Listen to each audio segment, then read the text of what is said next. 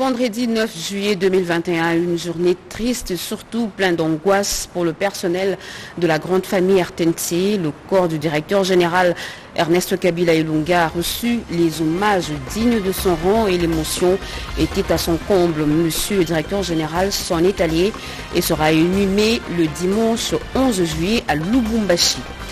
Et nous irons ensuite en Ituri où les FARDC ratissent large et neutralisent tout ennemi de la paix et fait asseoir l'autorité de l'État sur toute l'étendue de cette province. Et c'est la réponse du berger à la bergère, cité injustement par les opérateurs économiques comme responsable dans l'exagération des prix de surgelés sur le marché parce que repris dans la structure de prix, la CVM, la DGM et les lignes maritimes congolaises crient à la triche et apportent toutes les preuves contraires. Ils ont pris un vilain plaisir, celui de détourner le fonds public perçu auprès des contribuables tels que la Régie des eaux. Ces agents de la DGRAD sont tombés dans le filet de la police des parquets en collaboration avec l'IGF. Voilà pour les titres. Mesdames et messieurs, bonsoir et très heureuse de vous retrouver à travers cette grande édition d'information sur la chaîne nationale. Les FARDC ne reculeront devant aucun obstacle. Nos militaires sont déterminés à neutraliser les ennemis de la paix et à restaurer l'autorité de l'État sur toute l'étendue de la province de l'Ituri, province placée sous état de siège par le président de la République. Regardez.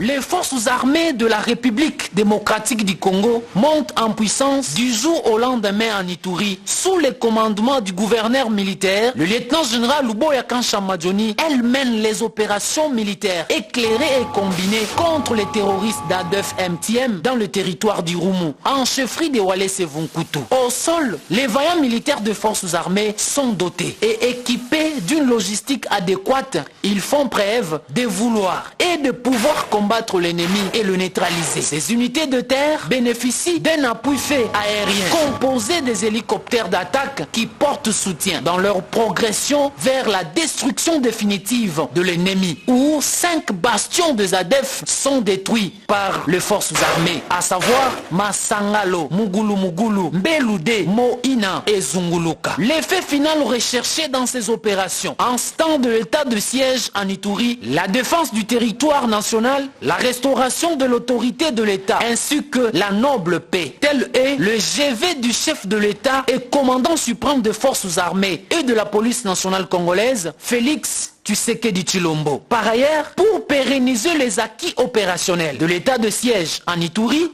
entre autres, le retour de la population dans leur milieu d'origine, reprise des activités socio-économiques scolaires et assurer la liberté des mouvements ainsi que la libre circulation de personnes et de leurs biens sur les routes nationales numéro 27 et 4, le commandant des opérations militaires en Ituri, le lieutenant-général Luboya Kanshamadjoni, a mis toutes les voiles dehors en posant les actions salvatrices en faveur de sa population avec une somme colossale de 35 000 $ au bénéfice des hôpitaux de référence de Boga, Chabi et celui du centre médical de Nyakoundé pour leur bon fonctionnement. À présent, sur tous les fronts où les forces armées sont engagées, alors rien ne peut arrêter le rouleau compresseur de l'armée dans leur mission régalienne de restaurer l'autorité de l'État et d'imposer la paix dans le coin et recoin de la province de l'Ituri. Et justement, le succès de l'état de siège dans la restauration de la paix au Nord Kivu et en Ituri, le caucus des députés élus du Sud Kivu sollicite la même expérience dans leur province afin de mettre un terme aux exactions perpétrées dans la plaine de la Ruzizi. Ces députés l'ont dit au ministre de la Défense nationale et des anciens combattants, Gilbert Kabanda. Jojondi Boukaboulou et Thierry Nzazi ont signé ce reportage. Le caucus des députés élus du Sud Kivu a franchi le portillon du ministère de la Défense nationale et anciens combattants. Les exactions perpétrées dans cette partie du pays poussent la population kivusienne à réclamer que l'état de siège puisse également être instauré dans cette province.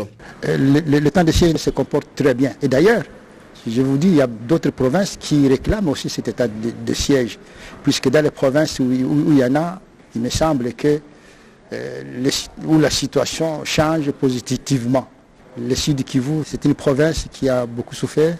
Il Il y a eu beaucoup de tueries, il y a eu beaucoup de vols, de viols aussi, de pillages. Le ministre de la Défense nationale et ancien combattant, le docteur Gilbert Kabanda Kourenga, a promis à ses interlocuteurs de ne ménager aucun effort pour que la paix soit rétablie dans la province du Sud Kivu, plus précisément dans la plaine de la Ruzizi. Même bureau, autre activité. Le ministre de la Défense nationale a également pris langue avec la société civile du Sud Kivu. Il s'est agi d'un plaidoyer pour le retour de la paix dans la province du Sud Kivu avec comme stratégie le renforcement de la collaboration entre les différentes communautés. Il poursuit sa tournée interafricaine. Patient Saïba Tamboué vient d'arriver au Ghana en provenance de la Guinée où il a rencontré le Premier ministre guinéen auprès de qui il a plaidé pour une Afrique sans barrières douanières, l'une des propositions de l'Union des conseils des chargeurs africains. Plusieurs autres questions liées à la zone de libre-échange et continentale africaine ont été évoquées. Notre envoyé spécial Edith Chala nous en dit plus dans ce reportage. À Conakry, l'arrivée du président de l'Union des conseils des chargeurs africains était plus qu'attendue. Patient Saïba Tamboué, qui est en même temps directeur général de l'Office de gestion du fret multimodal, a une lourde responsabilité au niveau africain. Celle de mener un plaidoyer efficace en faveur des conseils des chargeurs africains et par ricochet des importateurs et exportateurs dans la perspective de la mise en œuvre de la zone de libre-échange économique africaine ZLECAf. À la tête de plusieurs directeurs généraux, il a conduit la délégation auprès du Premier ministre guinéen, Ibrahima Fofana. Attentive, l'autorité guinéenne a été séduite par la vision et la pertinence de l'argumentaire du Congolais sur l'implication de l'UCCA dans une Afrique sans barrière douanière. Les recommandations issues des travaux de Conakry ont été remises au Premier ministre guinéen. Nous avons comme UCCA l'ambition d'être l'une des agences spécialisées de l'Union africaine. Et nous pensons en fait que nous sommes très satisfaits parce que son Excellence, Monsieur le Premier ministre, nous a rassurés de tout son appui et de son accompagnement. Et il nous a dit qu'il portera haut notre voix et il se fera notre ambassadeur. Cette rencontre a produit des résultats, séance tenante. Le Premier ministre guinéen a décidé de l'intégration du Conseil guinéen des chargeurs dans le comité local de la mise en œuvre de la ZLECAf. Ce ballet de Malinké, tribu de Sundiata Keïta, a joué selon la coutume locale pour exprimer la joie et honorer la personnalité du président de l'UCCA, dont la visite est salutaire pour la Guinée, le Mali et la région. Et cette mauvaise pratique des vendeurs des poissons constatée malheureusement dans plusieurs marchés de Kinshasa, elle consiste à oindre les poissons fumés avec de l'huile de palme pour les uns et les autres appliquent carrément le cirage sur le poisson déjà périmé afin d'attirer la clientèle, une pratique toxique pour la santé des consommateurs. Myriam Adika nous fait le point.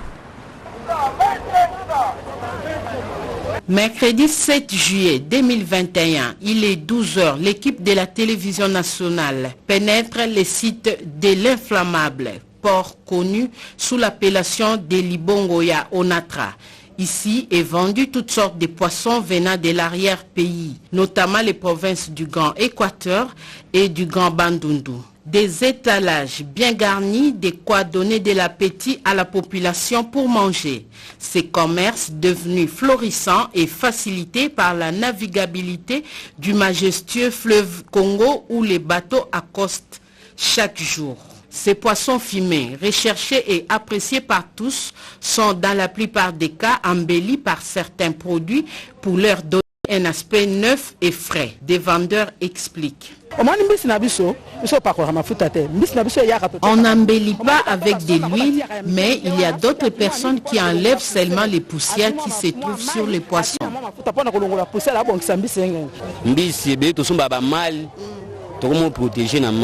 On protège ces poissons en les conservant dans des valises.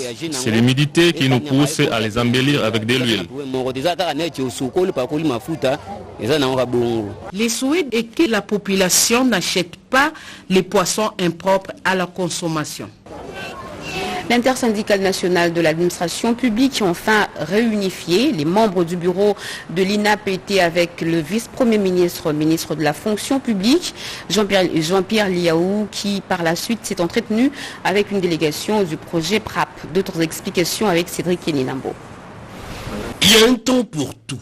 Plus d'une année d'antagonisme entre deux partis. Enfin, l'intersyndicale nationale de l'administration publique a un nouveau bureau. Les membres ont été présentés auprès du vice-premier ministre, ministre de la fonction publique, Jean-Pierre Liaou. Ces derniers, au cours de cette réunion, a communiqué la vision du gouvernement concernant la matérialisation des réformes qui visent la modernisation de l'administration publique. Il nous a fait rapport sur ce qu'a été ses interventions, ce qu'il a fait comme rapport au Conseil des ministres, et nous nous sommes appropriés tout ce qu'il a informé aux membres du gouvernement. Maintenant, nous attendons l'application, et comme nous l'avons toujours dit, que la fonction publique ne se gère pas par les membres du gouvernement seuls.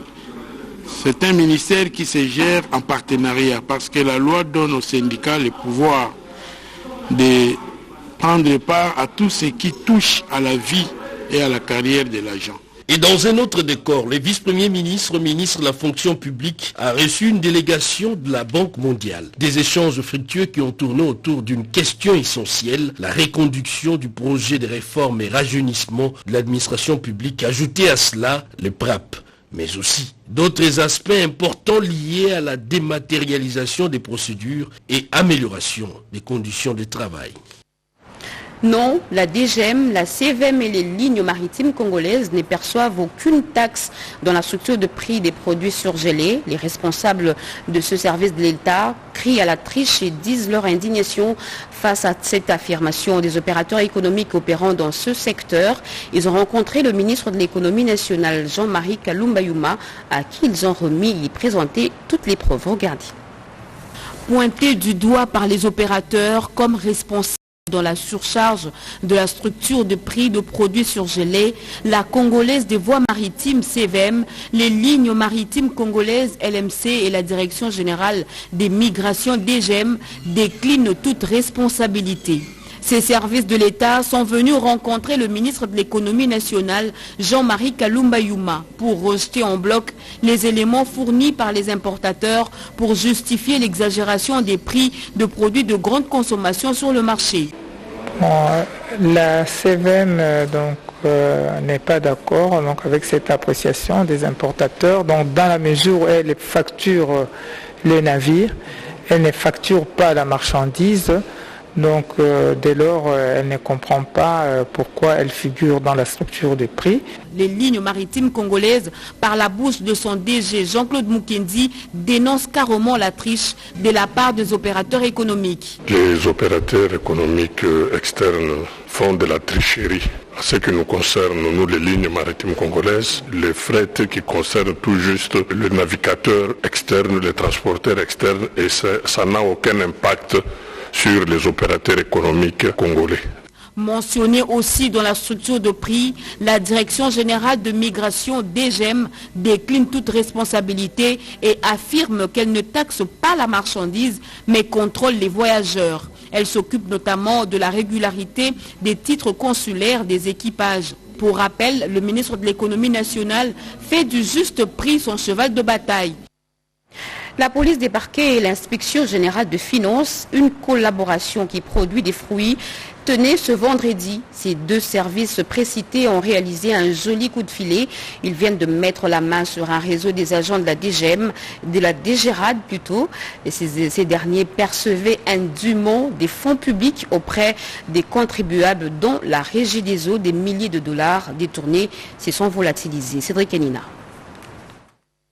Au plus bas mot, l'on parlerait de la flagrance. La police des parquets et l'inspection générale des finances viennent de dénicher un réseau mafieux entretenu par quelques agents de la DGRAD. Il s'agit pour les cas de figure d'importantes sommes d'argent perçues indûment auprès de la Régie des eaux en tant que service d'assiette et autres. Une propension effroyable au détournement des ressources publiques que condamne de vive voix l'inspecteur général des finances, chef des services, Jules Alingueté, qui met en garde ceux qui tenteront la même aventure. C'est depuis une semaine que nos équipes conjointes sont sur les dossiers pour suivre ces agents.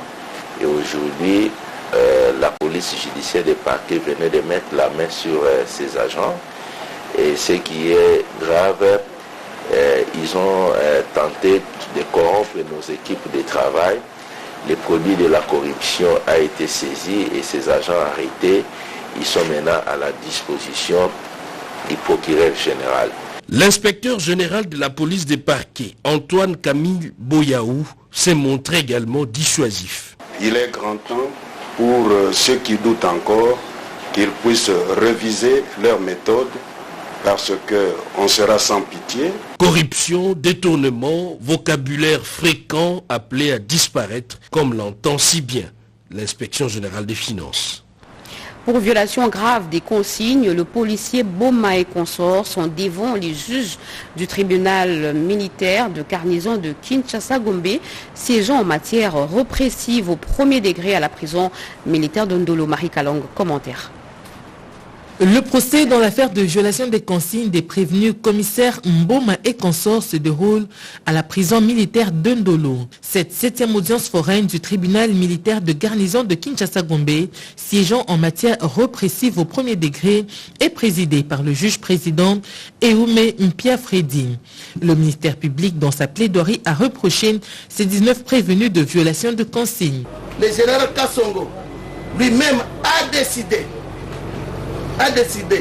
de se rendre sur la route et fera un tour, un rond de la ville de Kinshasa pour palper du doigt, pour ne pas dire, donc pour palper du doigt, je voulais dire, pour que lui-même puisse visualiser et voir de vive voix le comportement des PCR, de ces éléments qu'il a mis en route pour qu'il puisse maintenir l'ordre.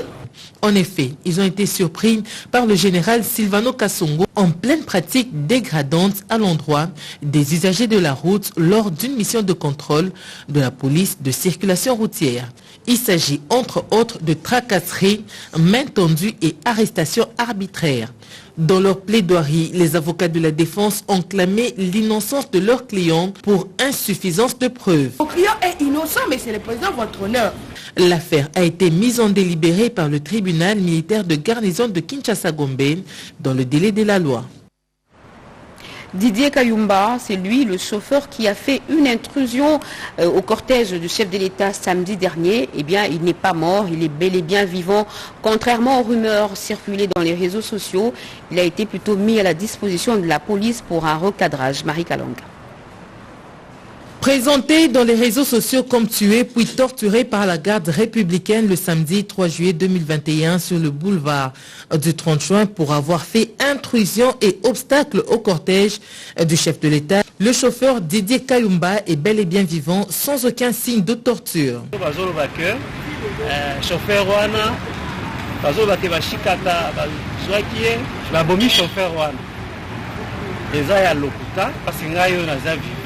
Ce dernier a failli causer la mort d'un policier motard de la suite du chef de l'État. À sa moto, un bien de l'État, détruite par le choc de la percussion. Alors qu'il s'attendait à subir des sévices en pareilles circonstances, l'incriminé a plutôt été remis entre les mains de la police. Vive l'état des droits instauré par Félix Antoine Tshisekedi Tshilombo, s'est-il exclamé. Place wana ba garde républicaine bazwaki ngai basalaki ngai eloko moko te tina ndenge na ekomikuta na niveau ya police routière. Donc on a démenti makambo nyonso bazobaki babomaki ye naza vivant ngai oyo. Alors nazo sepela que état de droit continue ndenge wana.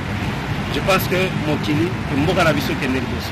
Le commandant de la police ville de Kinshasa a saisi l'occasion pour rappeler la priorité dont jouit le cortège du chef de l'État et ceux des autres personnalités. Nous mettons en garde ce genre de comportement, de ces gens-là qui filment pour dramatiser, pour nous seulement. Et nous demandons à la population de faire attention. Quand vous entendez la sirène, quand vous entendez le cortège, laissez le passage, monsieur. Laissez le passage. Vous devez laisser le passage pour que le cortège puisse continuer la route.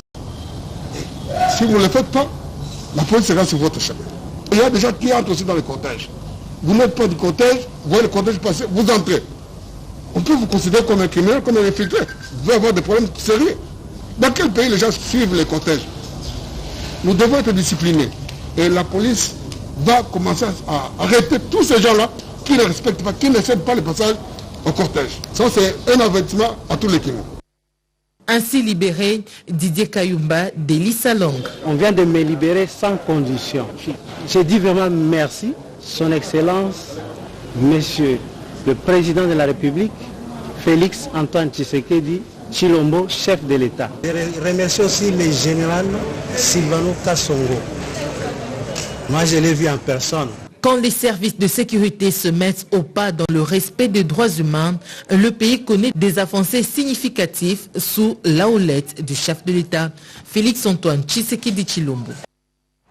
Spoliation par-ci, arrêt d'activité d'attraction pour les vacanciers par-là. La foire internationale de Kinshasa présente un tableau macabre. Pourtant, ce site faisait partie de la fierté de Kinshasa la Belle. Nous faisons un tour avec Béatrice Chako. Des kiosques abandonnés sur un terrain qui, il y a quelques années, faisait le bonheur des vacanciers à Kinshasa. La très célèbre foire internationale de Kinshasa ne ressemble plus qu'à un lieu désert où n'importe qui peut y passer la nuit ou y installer sa résidence. Nous avons pris des dispositions pour arrêter ces activités. Nous avons fait des noms de services à tous nos partenaires qui sont là. Et la police est venue d'ailleurs chasser tout le monde, sous notre demande. Et ça continue, cette opération continue. Et nous avons écrit aux autorités pour demander la délocalisation de nos frères qui sont là pour d'autres sites. Parce que l'Afrique doit remplir sa mission statutaire. Plusieurs projets de réhabilitation ont été annoncés sans que rien ne soit fait dans le concret. Nous avons de l'espoir parce que le chef de l'État nous a dit qu'il va moderniser les installations de l'Afrique. Et nous pensons que bientôt là, cette maladie va quitter le Congo pour que nous puissions organiser peut-être une première édition nationale ou internationale et à laquelle vont participer tout le monde, même les provinces. Sur ce site, seuls les batteurs de tam-tam ont résisté aux 2 pillages de la ville qui ont laissé de nombreuses traces. Représenter le pays sud-sahérien dans l'organisation des réunions africaines, dans l'organisation de foires internationales. Nous avons quitté ça parce que l'Africaine a été pillée 2 fois. C'est pourquoi nous avons perdu notre outil de production. Mais, comme le chef d'État a promis de moderniser les installations de l'Africaine, nous sommes derrière sa vision. La réhabilitation et la modernisation de cet espace s'avèrent importantes pour la capitale Kinshasa qui a perdu beaucoup de sa fierté culturelle. Vous le savez, la RTNC en deuil, elle a perdu son directeur général Ernest Kabila Ilunga et c'est aujourd'hui que la dépouille de l'illustre disparu est sortie de la morgue de l'hôpital du Cinquantenaire. Les derniers hommages lui ont été rendus à l'esplanade de studio Maman Nguebi dans l'enceinte de la RTNC. Quelques membres du gouvernement et des autres institutions sont également venus pour compatir au malheur qui a frappé la grande famille RTNC. Jojondi Boukabou. Oliwa eyebi bakonzi te eyebi sema.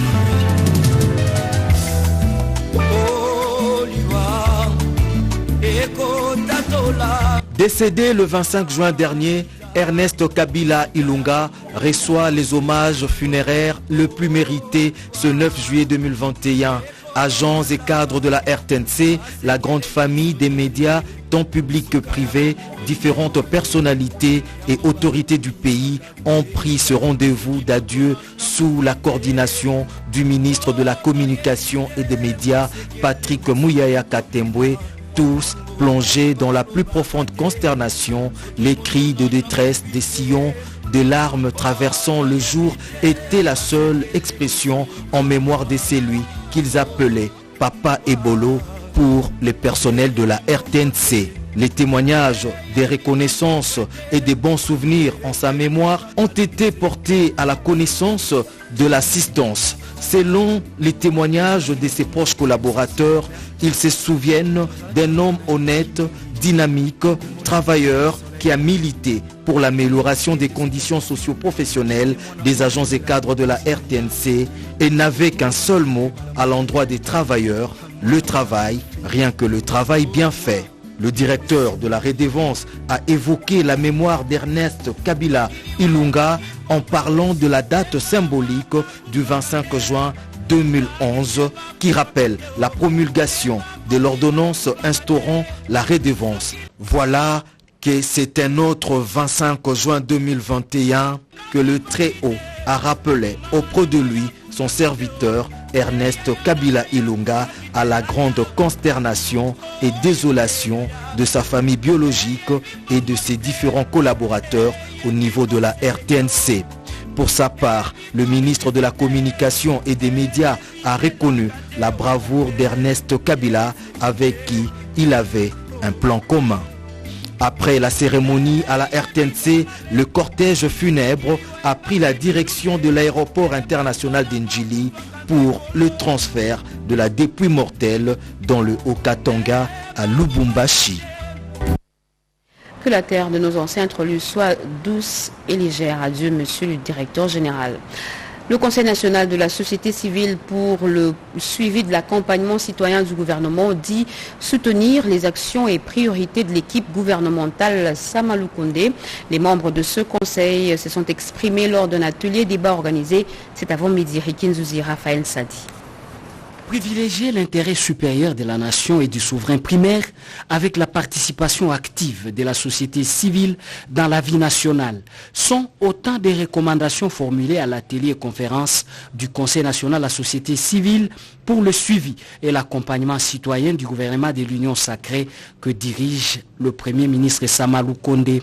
Le Conseil national de la société civile rappelle aux membres de la nouvelle majorité l'opportunité idéale, vision salvatrice du chef de l'État, son Excellence Félix Antoine Tshisekedi Tshilombo, qui consistait à mobiliser toutes les forces vives de la nation d'une nouvelle gouvernance au pays axée sur l'amélioration des conditions socio-économiques de nos populations. Une occasion de rappeler aux sociétaires de l'Union sacrée de demeurer soudés, tout en insistant sur la place et l'importance du rôle que doivent occuper et jouer les forces sociales dont la société civile en tant que force citoyenne et majorité populaire dans la gouvernance de la République. Exhortons les acteurs politiques de l'Union sacrée de privilégier l'intérêt supérieur du souverain primaire. Appelons toutes les institutions politiques du pays à travailler de cœur avec la société civile dans l'optique d'améliorer les vécus quotidiens de la population. Les champignons produits par le corps de l'élite scientifique de l'UDPS sont jugés consommables par l'Office congolais de contrôle et d'autres structures de contrôle qualitatif alimentaire de la République démocratique du Congo. Le secrétaire général de l'UDPS, Augustin Kabouya, a assisté à la première récolte de ces champignons. C'est un reportage de nos confrères de la RTNC2. Alimentaire très riche en protéines, les champignons sont très nutritifs pour la santé, mais en même temps difficiles à trouver car leur production est saisonnière. Aujourd'hui, grâce à l'expertise du corps de l'élite scientifique de l'UDPS, chaque Congolais et chaque ménage peut être assuré de s'en procurer en permanence et avec beaucoup de facilité. C'est en tout cas la conviction du secrétaire général Augustin Kabouya, hôte de la manifestation, qui en recommande la consommation. C'est ce document qui atteste que vous êtes dans les bons. Je me rappelle quand j'étais ici, je vous avais proposé que comme ce sont des champignons qui seront consommés par la population, il faut amener ça auprès des gens qui peuvent nous garantir. L'université de Kinshasa, ce n'est pas n'importe quelle université. C'est là où on prépare même ceux qui examinent tout ce que nous consommons ici, en dehors de l'OCC. C'est pourquoi je tiens à vous remercier sincèrement. Et je peux aller plus loin pour vous dire qu'on ne va plus s'arrêter seulement à ce niveau. Nous allons continuer. Justement, pour susciter les goûts de consommation de cette délicieuse plante, cet événement s'est clôturé par une séance de dégustation. Dans les tout prochains jours, les champignons de l'UDPS seront très bien conditionnés et mis en vente publique et à faible prix. Et en nouvelle, sachez que la 11e réunion du Conseil des ministres a respecté la tradition de chaque vendredi. Elle s'est tenue en vidéoconférence. Quels sont les points évoqués? Le compte rendu du porte-parole du gouvernement, le ministre de la Communication et des Médias, Patrick Mouyaya, à suivre après ce journal. Ce journal est complètement terminé, a été coordonné par Bobette Ngali Samba et rédigé par Eric Kabomba. Mesdames et messieurs, merci à vous de l'avoir suivi. Merci également à vous qui nous suivez en Guinée-Conakry. Vous êtes sur la RTNC. L'actualité continue sur nos antennes. Retrouvez à 23h Robert Ndaï GCC. Grand sera pour moi le plaisir de vous retrouver demain à 20h avec le même plaisir. Très bon type de programme sur la chaîne nationale et excellent début du week-end à tous. Au revoir.